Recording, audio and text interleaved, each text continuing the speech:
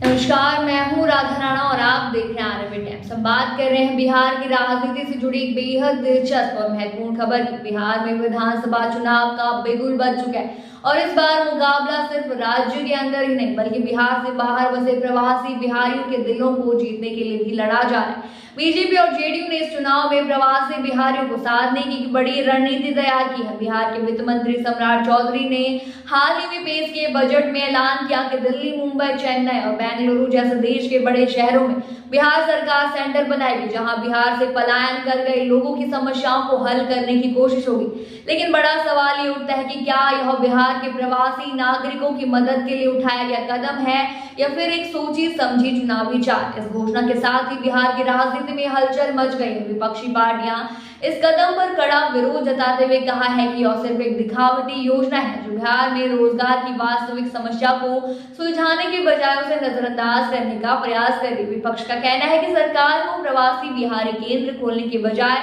ऐसे कदम उठाने चाहिए जिससे लोगों को अपने ही राज्य में रोजगार के अवसर मिल सके, ताकि उन्हें बिहार छोड़कर दूसरे राज्यों की ओर पलायन न करना पड़े। साथ ही और भी सवाल उठाए जा रहे हैं कि जब केंद्र सरकार त्योहारों के समय बिहार आने वाले यात्रियों के लिए रेलवे में पर्याप्त व्यवस्था तक नहीं कर पाती, तो ये नए सेंटर प्रवासी बिहारियों की कितनी मदद कर पाएंगे। बीजेपी सिर्फ सरकारी योजनाओं तक सीमित नहीं रहना चाहती बल्कि वह प्रवासी बिहारियों को जोड़ने के लिए बड़े स्तर पर स्नेह मिलन कार्यक्रम करने जा रही। एक भारत श्रेष्ठ भारत अभियान के तहत देश के उन शहरों में विशेष कार्यक्रम आयोजित किए जाएंगे जहां बड़ी संख्या में बिहारी प्रवासी रहते हैं। इन आयोजनों में बिहार की संस्कृति, लोकगीत, भोजपुरी, मगही, मैथिली भाषा का प्रचार होगा ताकि बिहार से दूर रहने वाले लोग अपनी जड़ों से जुड़े महसूस करें। बीजेपी का यह अभियान बिहार चुनाव में प्रवासी वोटर्स को लुभाने की कोशिश मानी जा रही है। बीजेपी के इस अभियान की झलक पहले ही देखने लगी।